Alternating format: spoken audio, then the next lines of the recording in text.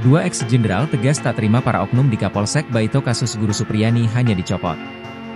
Dua pensiunan Jenderal Polri mengungkap ketidakpuasannya jika Kapolsek Baito cuma dicopot di kasus Guru Supriyani.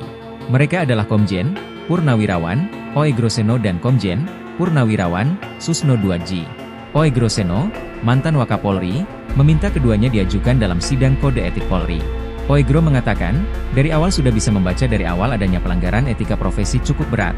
Mulai dari sebelum laporan polisi dibuat, mereka sudah menyita dugaan barang bukti.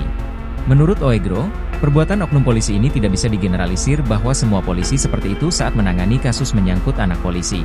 Karena menurut Oegro, ada oknum yang biasanya merasa pangkatnya lebih tinggi dari penyidik atau penyidik pembantu. Di situ dia menunjukkan powernya. Propam harus menonaktifkan semua yang diduga terlibat, diperiksa dan disidangkan sampai tuntas, jika kata Oegro yang juga mantan Kadif Propam Polri. Jika dalam pemeriksaan itu oknum polisi ini tidak bersalah, maka harus dikembalikan ke jabatan semula. Namun jika ditemukan alat bukti yang cukup, maka harus disidangkan.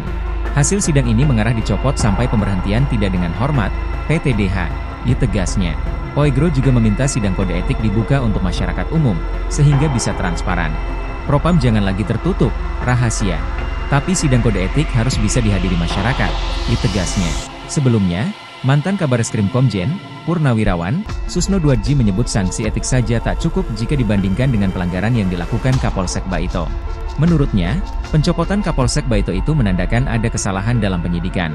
Hal itu, menurut Susno, sekaligus membuktikan Supriyani tidak bersalah dalam kasus dugaan penganiayaan terhadap anak Aibda WH, D.